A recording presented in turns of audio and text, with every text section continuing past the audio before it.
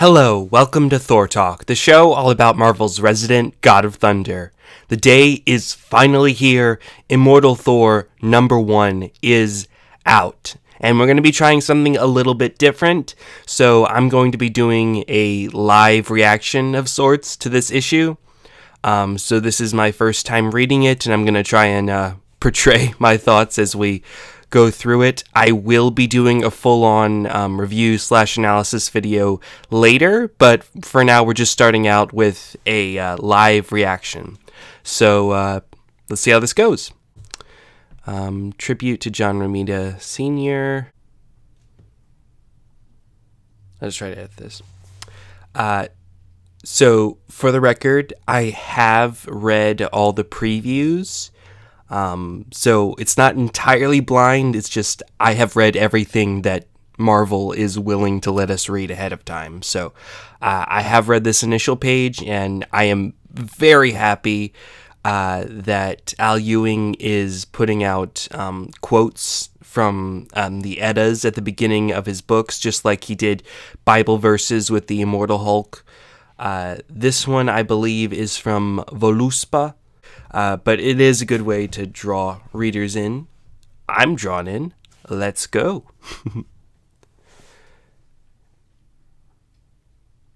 10 realms of gods, magicians, dwarves, angels, dead souls. 10 is the number. 10 there are. It is kind of a bummer that we're at 10 realms right now, because 9 is such a essential holy number in Norse literature. 9 realms. Odin hangs on Yggdrasil for 9 days. Thor takes 9 steps before he dies. 9's a really big deal. You see it a lot. It's a shame we're at 10, but we are. So let's just deal with it. Really ominous setting right now. The wheel turns. Understand ye yet or what? See, they're including that line from the Eddas. I like that. He looks like Odin. I'm pretty sure he's not, but he does. So let's see. He also kind of looks like Mimir from God of War, even though he might have hair, but that could just be the background. But whatever. The realm of the Aesir, the hero gods of legend. Skymir. Are those nipple rings? That frost giant has nipple rings. That's kind of weird. Anyway, so it is interesting that Skymir is the one leading this attack. Al Ewing initially said that when he was coming up with a concept for who his villains would be, I believe he might have specifically said the Elder Gods.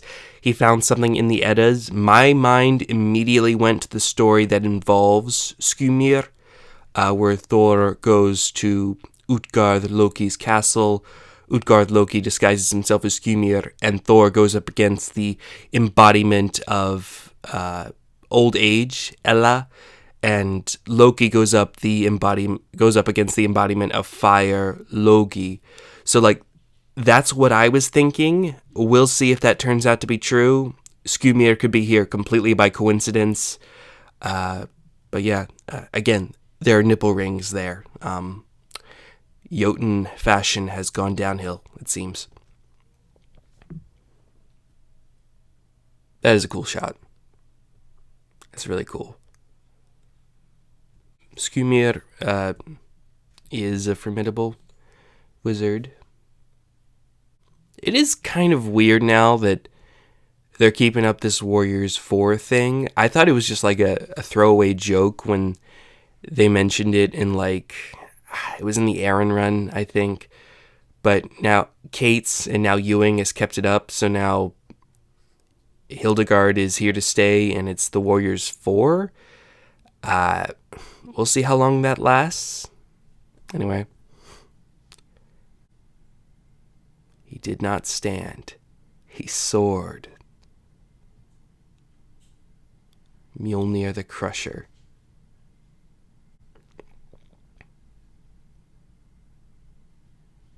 So Odin now resides in Valhalla. They're keeping that. I don't know if everyone's read the last part of what essentially was the Kate's Run. In the end, it was written by Torunn Grönbeck, but Odin did lead the lost souls to Valhalla, and I guess he's staying there. So he's officially out of sight, out of mind, and it's all Thor now. So that's cool. The Mighty Thor.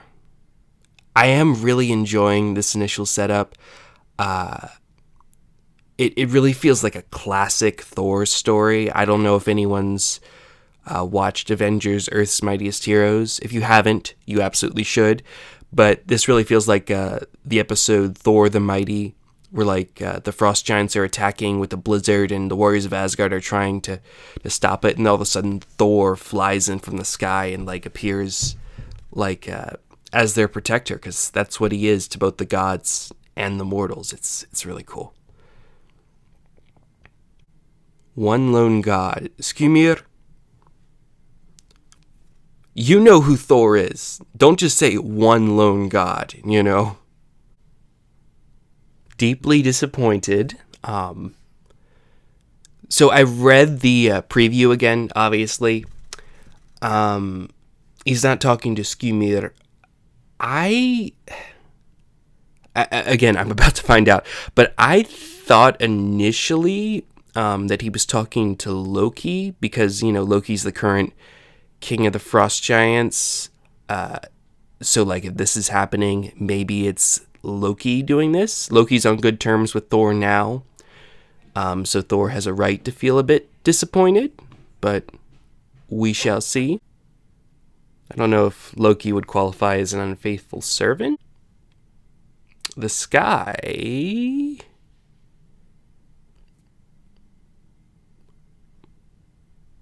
Oh. In your liege. That's amazing. Oh.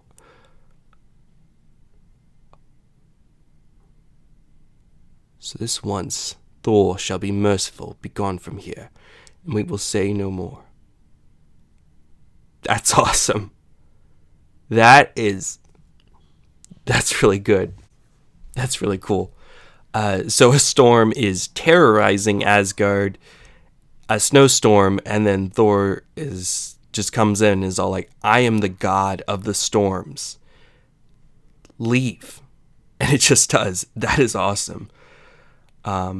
It's really good. It's like a lot of writers sometimes forget who Thor is and what he can do.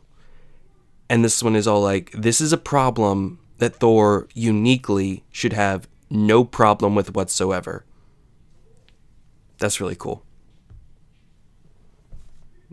Uh-oh.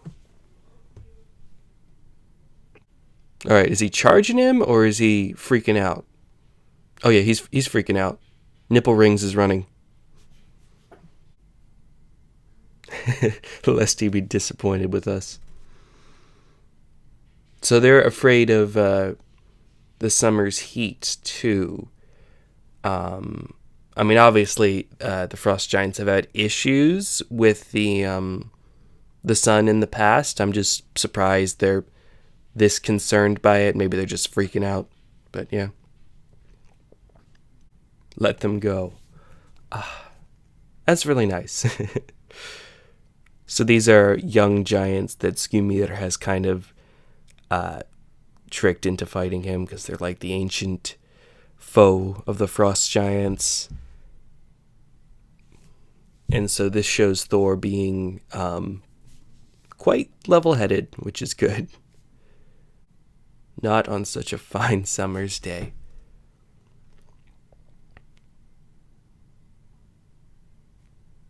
Okay, he's comparing him to Odin now. Okay. He took the name Utgard-Loki.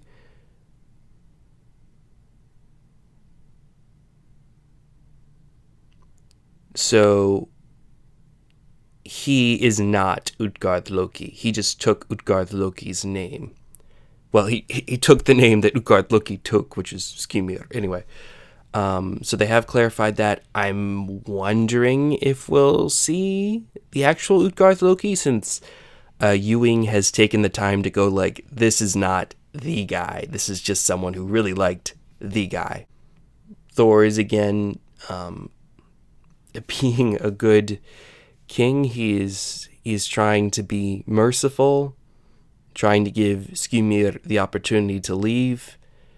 And he's being, like, again, Thor. Thor is fast. Thor does not normally get hit by things unless the writer wants him to. But, yeah, I like that he's dodging this. It's cool. Yeah, so Skymir is definitely an overconfident idiot. Now we know he's not the mythical Utgard-Loki, which makes sense because he's been really stupid in this issue. He's only got to hit Thor once, according to him. Let's see what happens. And if it could speak, Mjolnir would say the same. That's awesome. And some would say the hammer did speak in that moment. Some would say, oh,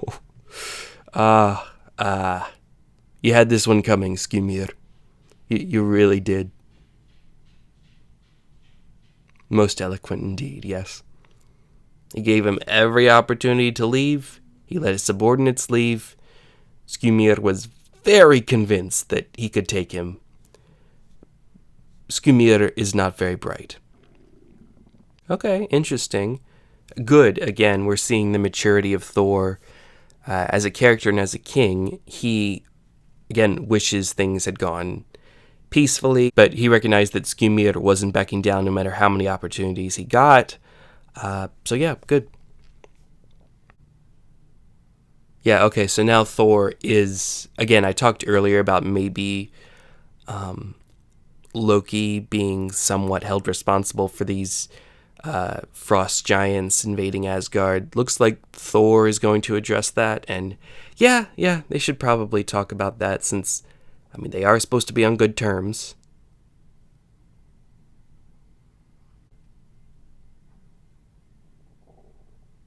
Ah.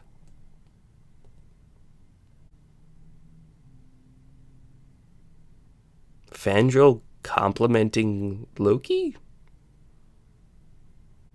Yeah, and then Loki returns the compliment to Fandral. I must... Oh, okay. Didn't work out? What?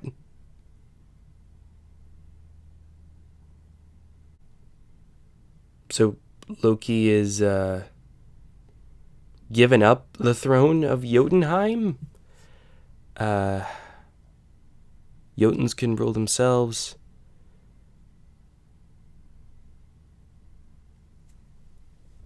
I don't know. So Loki has just given up being king of Jotunheim? Huh. I've got kind of mixed feelings about that, because, I mean, it will open him up to more interesting opportunities. It will open up Jotunheim to be more openly aggressive towards Asgard. But I really thought there was a lot of potential for some interesting stories and interesting dynamic. The two siblings being kings of their respective homelands, but guess not. So Thor is very happy that Loki's back.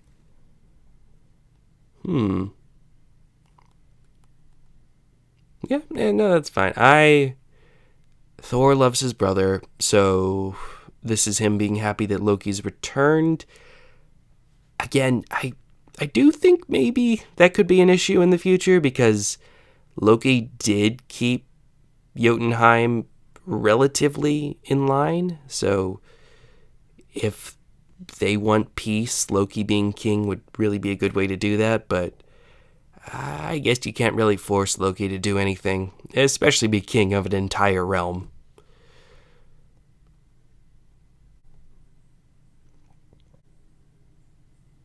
So Bifrost is still broken from Thor's time as being a giant Hulk thing.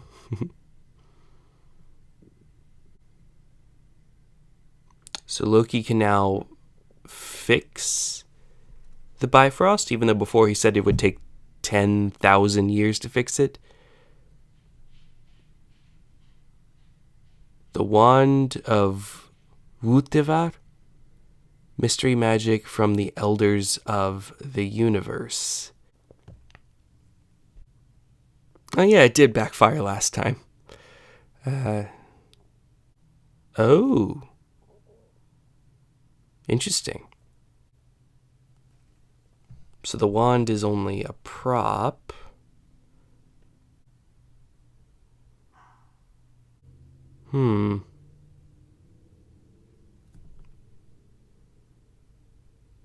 Does it look like this? Okay, so Bifrost is officially back. Also looks like Asgard. Still has that look from the Kate's run. Okay, cool. Cool to see it. And a teller of tales can harness that power even in the moment.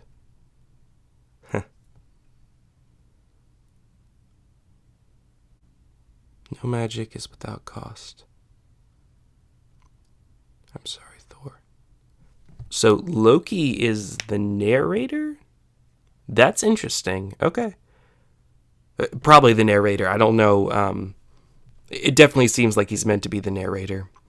I'm sorry, Thor. So Loki has incurred some sort of cost that he feels he needs to apologize to Thor for.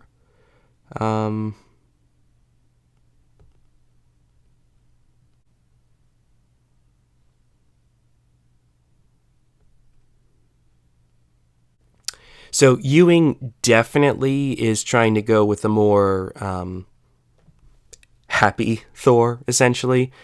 A more classic Thor. Not just in the costume, but in his personality. He's definitely, again, he's openly stated, I'm trying to do less brooding, trying to be happier. A departure from where Kate's was, but I'm fine with it. I'm curious to see where this goes, obviously.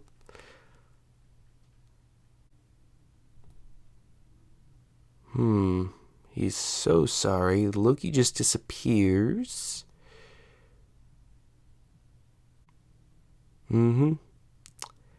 Yeah. We'll see what happens.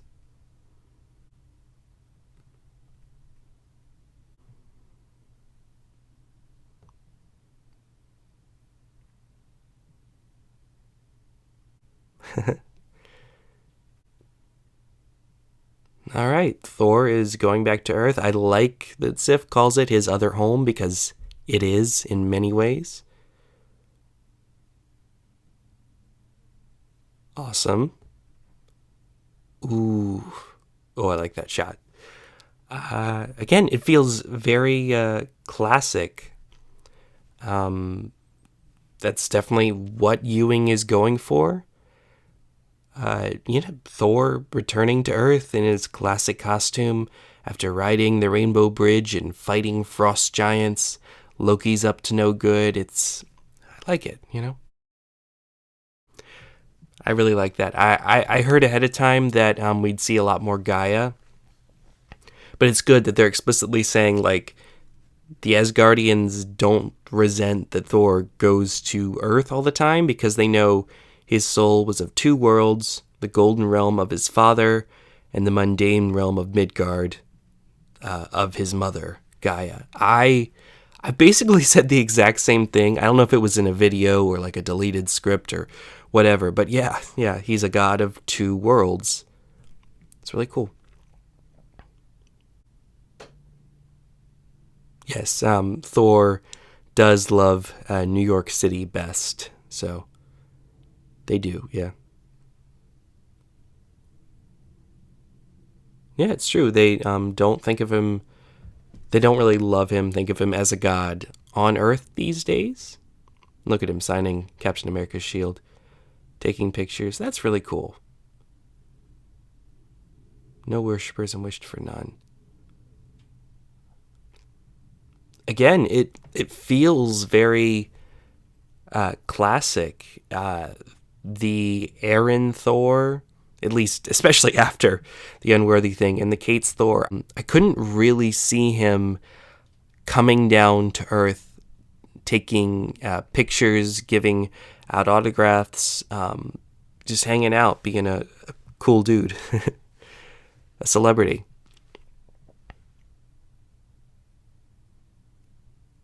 Him playing chess. I also usually play black in chess, so me and Thor are basically the same person if you think about it like that. Yeah, I like this. I like him being on Earth, wanting to be around the people of Earth, because that is what Thor would do. Again, we wouldn't see him like openly signing autographs and taking pictures as much in the most recent runs, but he'd still, this is what he would do on his day off, hang out with the people of Earth. Reminds me of Thor, God of Thunder, issue 13, I believe, where we see a lot of him doing that.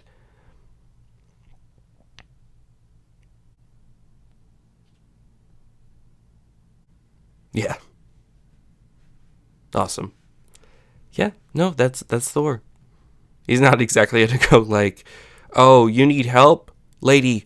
I'm playing chess here." No, he's a great guy. He's definitely willing to help out. He's a superhero at the end of the day.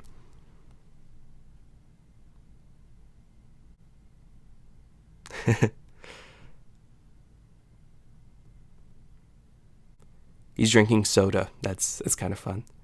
Also, whatever soda company that is has to be the lamest soda company ever. So, yeah.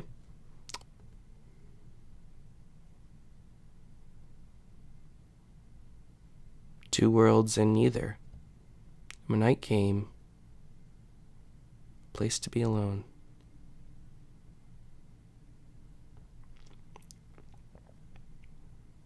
On the Statue of Liberty.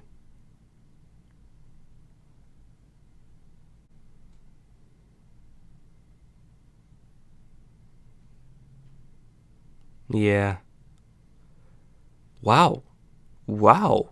Ewing is doing a great job of just like laying out Thor and his dynamic with Earth. Like, yeah, he's a god of two worlds. He does have multiple obligations and they like conflict with each other. And sometimes he shows up and his friends are dead because he didn't know how long he was gone. Eric Thorvaldsson.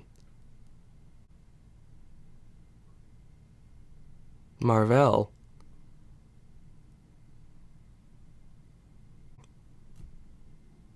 So Thor wants to know the fates of a lot of the people who he's been unable to know.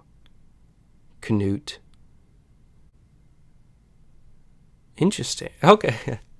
So it looks like he's referencing Canute the Great, a historical Viking figure. He was the king of what was known as the North Sea Empire, only Viking to be under the title of the Great, and he's referencing a story where Canute commands the waves to stand still, to stop. And so it's Thor is essentially doing that, is what he's saying. He demands what cannot be to prove his limits, to prove that there are things that even he can't do. That's what Canute was doing because, he couldn't command the waves to stop, despite the fact he had this massive empire. So anyway, I'm, again, a big fan of all things Norse and Viking, including Viking Age history, Norse mythology. This series is implementing both, and I love that. I'm really happy.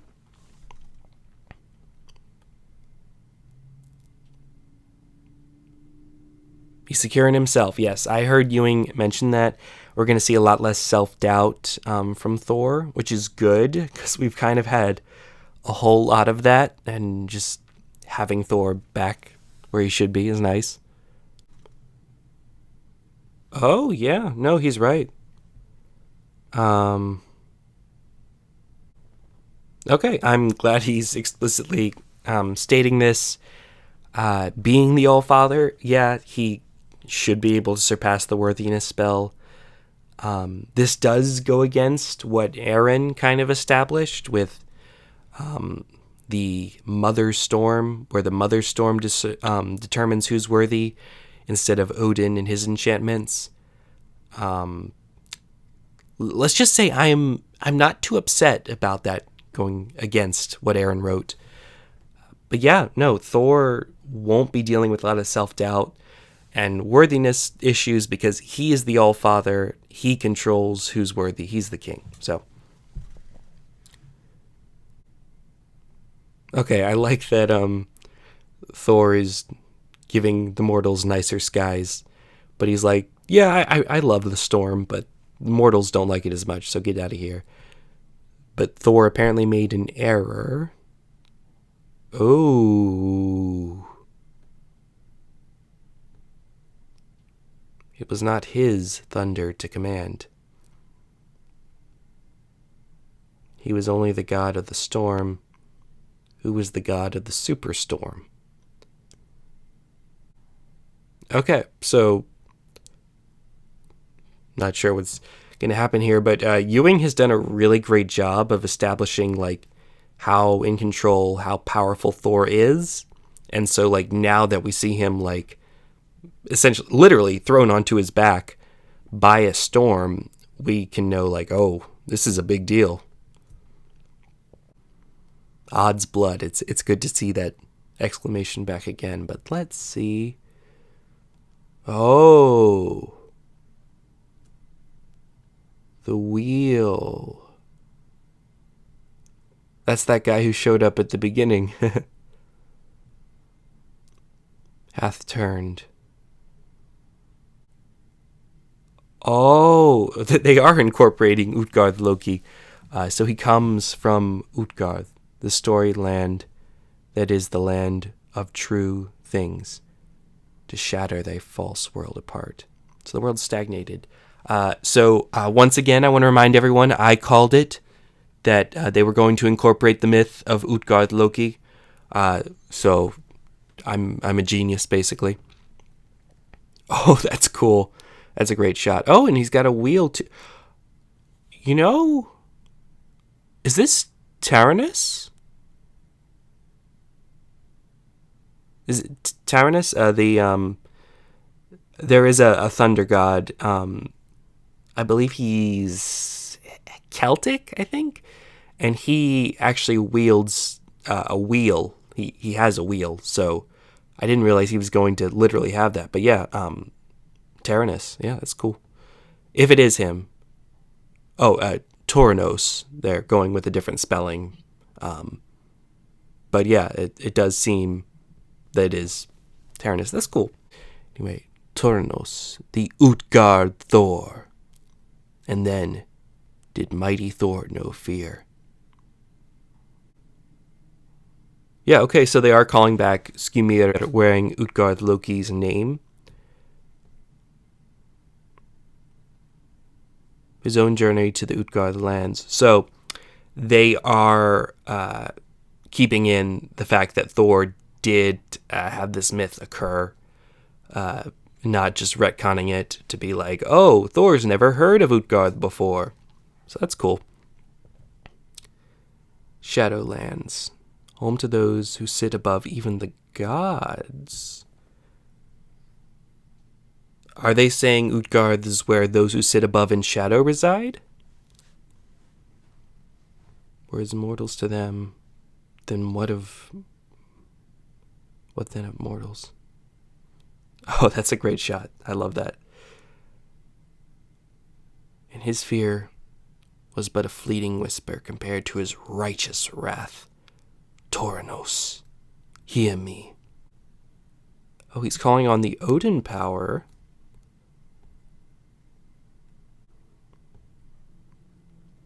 And most of all, I am Thor, the All-Father. So he's summoning the Odin force. Is it enough to do any damage to the Utgard-Thor, to Toranos? Okay, that looks pretty impressive. The wheel has turned. the wheel turns. Our brother Tornos. Okay, so this is like the group in the world again. And only your son bars the path of his rage. Is all as you wished it to be. Gaia. It's going to be Gaia, isn't it? Oh, wow. Oh, yes. It's Gaia. So does that mean Gaia let these guys out?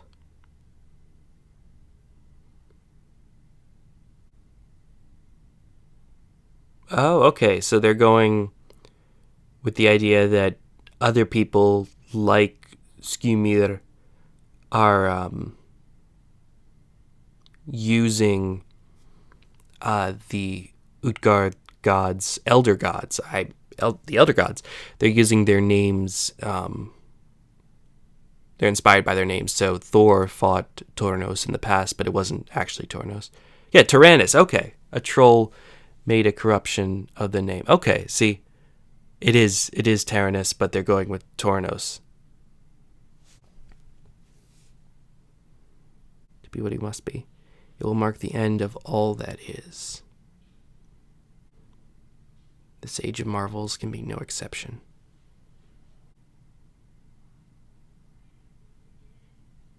Loki's test.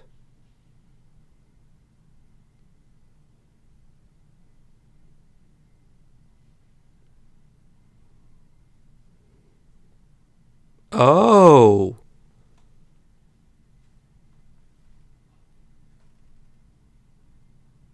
Wow. Okay, so they're saying that Loki took his name from the original Utgard-Loki.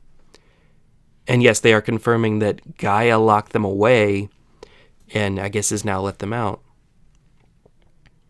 For if Thor can be tested by Loki, then the Utgard-Loki will destroy him utterly. Whoa. So that's Utgard-Loki. Wow.